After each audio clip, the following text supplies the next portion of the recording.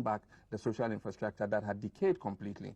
Now, with that kind of foundation, you can begin to look at improving the incomes of people and providing jobs for them. That is an objective condition. And we don't say poverty is going to be permanent in this country. But we're saying that in the short term, you cannot wave a magic wand and change everybody's circumstances. Now, what they have done is to let all the dog chain sellers on the streets, the shoe shine boys, and everybody think that within the next 1 year, they're going to create 750,000 jobs, and all those boys are going to get jobs. And that's what I'm saying, that making promises is easy. But you need to be a realist to make the kinds of assurances to the people that you can achieve. Certainly, they are not in the driving seat. They don't know what the actual state of the economy is. And so to just sit down and say that, and I know what they're going to do. I know what they're going to do. Let's take it hypothetically. Wait, let's take it hypothetically.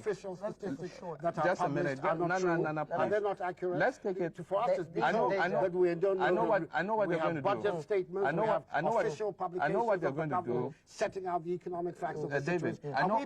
Let's take a short commercial break. Let's take a short commercial break and then we'll come back to it.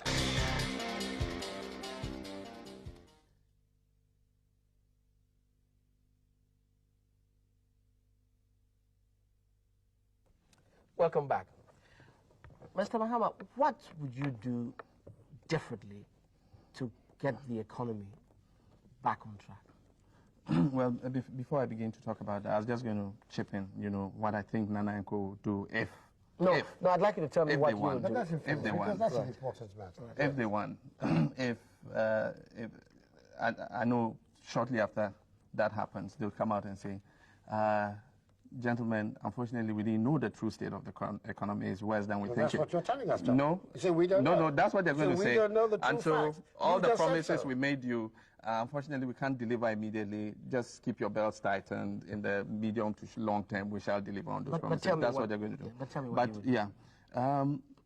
A lot of programs are in place already and are beginning to yield results. We put in the Gateway program. We have the Free Zones program. It's attracting investment into the free zones. Recently, we cut the sod to set up a new cocoa processing plant that will process 60,000 tons of cocoa and increase the amount of cocoa that we're processing from about 20% to close to 35%. These are all programs that are in place. We intend to tackle agriculture in a new way that is speeding up irrigation projects all over the country. Right now, we have irrigation dams that we're setting up in most of the agricultural areas of this country. We have a program to set up 30 more irrigation dams.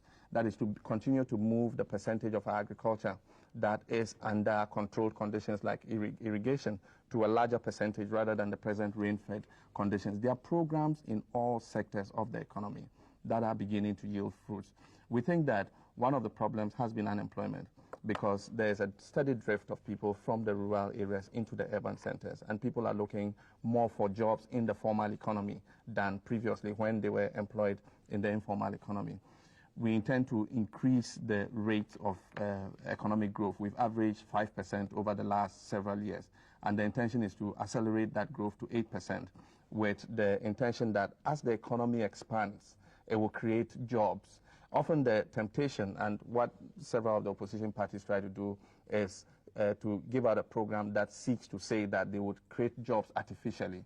I think that it's more natural to grow the economy, and as the economy grows, it would create jobs and get people working.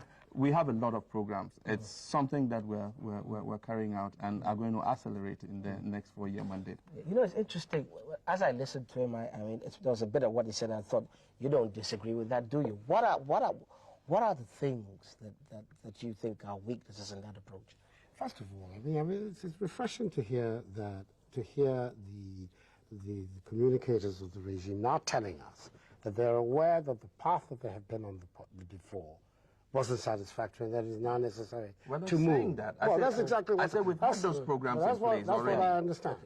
20 years, which is virtually the period that the NDC has been in power, is virtually 20 years. That period was in other countries' lives enough to transform them from the economies that we have now. If You talk of Malaysia or Taiwan. These are examples of the countries. I'm talking about countries that began very much at our level of development, who within a 20-year period moved, in the case of Korea, from 400 per capita income, which was Ghana, 60% people in agriculture, like they were there, to economies where per capita incomes is now measured in